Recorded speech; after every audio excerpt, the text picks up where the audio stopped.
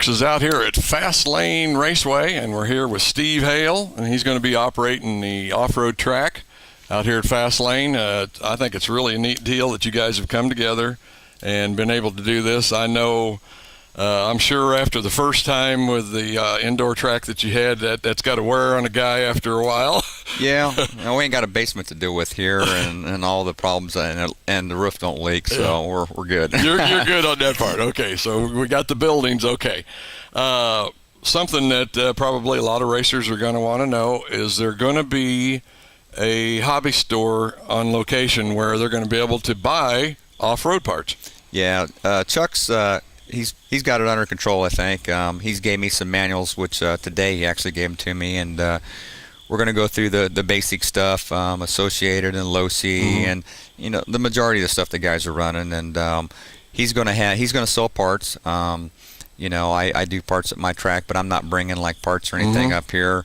Only thing that I would bring is somebody that prepays or a special order or something. I'd bring it to them. Right. Me and Chuck's talked about that, and I want this to work for Chuck as much as I want it to work for me, because RC is a pretty small world, and it's really not a lot about money, but you still have to make a living. Right. And so hopefully Chuck will do well on the parts. I was going to say, I think us guys that run RC, we sometimes get spoiled a little bit and get to thinking, well, that guy's making all kinds of money. He can do this or do that, and we forget that, there's a lot of overhead and expenses that are involved in it, and just don't realize, we think we're paying high prices for cars and parts and radios and batteries and whatever, but, on the other hand, while you guys don't exactly have it the easiest either. Well, the percentage on RC stuff is a lot less than the stuff that you normally go to Walmart and buy or whatever.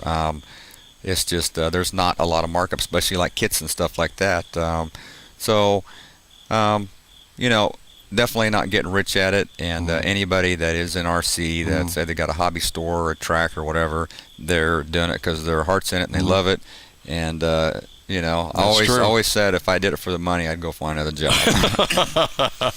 Okay, since we are talking about parts, I know you probably haven't even really had a chance to get out here and run yourself, but is this kind of a clay track or some other type of dirt, black dirt or loose dirt?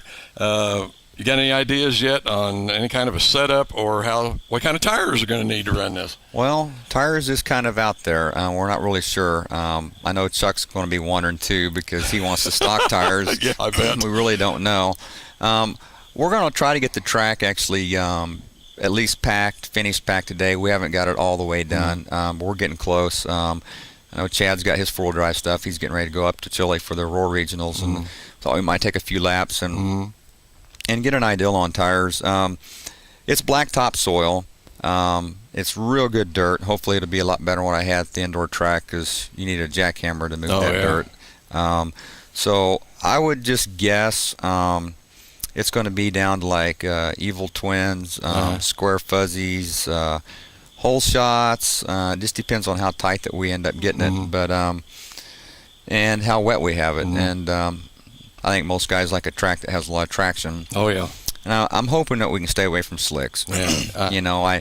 That's one of my main goals. Is I just think off-road you should have some tread on there. Should have some tread. Yeah. I was going to say I don't know if they're still doing it up at Chile, but the last time I was up there, and then boy, there again, it's been 3 or 4 years, but they were running slicks up there. Yeah, they were. Well, when you get there when it's wet, you run slicks, and then as it dries out during the day, you end up on half tires, and then by the time the mains get there, you need brand new tires, and that's fine. I love racing up there and all that. I really, for the average club racer, it's hard to go up there and have that many tires.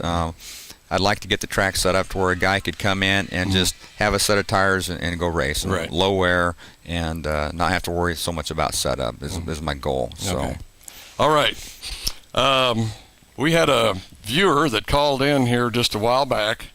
Guy was on the website, and I think it was from down around Joplin area, and said something about how do you tune one of these little gas motors for a 10 scale. And like I say, I've only owned one in my whole life, and thank goodness I had somebody pitted next to me that knew how to tune it because I sure as heck didn't. Yeah. But Steve, are there any secrets or anything that you could tell? I mean, even the simplest person that's starting out and at what they might either look for or hear when it goes to tuning a motor.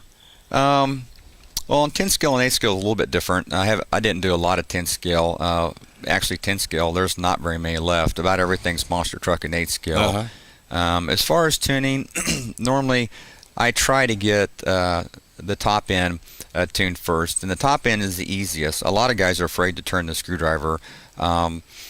Basically, just get on the straightaway and have it plenty rich. Just have the needle, and to richen it, you got to turn it out. A lot of smoke coming out. Yeah, a lot of smoke coming out, and just start going in. We call them hours. Turn it from 12 to 1 right. to 2, and just have somebody turn it in and just keep turning it in and going up down the straightaway until finally it reaches that point where it comes around. You can hear it reach that next level.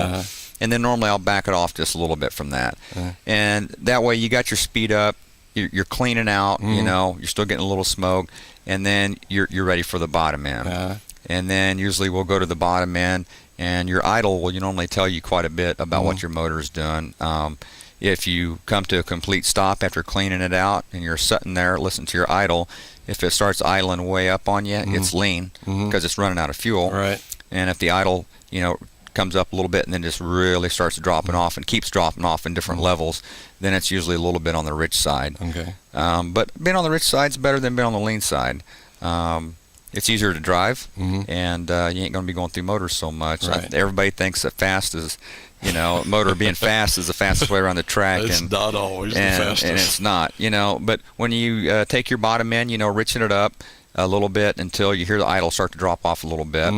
And the main thing is on that, a lot of people will forget to change your idle because anything you do to your bottom end changes your idle. Okay. If you lean it out, it'll drive your idle up. If you're richen it, it'll drive your idle down. Okay. So I don't normally worry a lot about my idle until I get it where it's kind of close tuned. And when I get the bottom end where it'll stay pretty consistent and drop off just a little bit, then I'll adjust my idle for that. And as far as temperature, one of the main things that we have problems is this time of year when it's cooling off. A lot of guys are used to running their motors and they have their temp guns and they're like, well, I normally run 230, 240. Well, when it cools off at night and it's 50 degrees, they should be a lot cooler. You don't want 230, 240. Not then. No. Okay. I was going to ask you something, and at the moment I can't remember what it was. Something. Oh, are there any plans at all about possibly running gas indoors here? No, I'm not going to mess with any gas inside.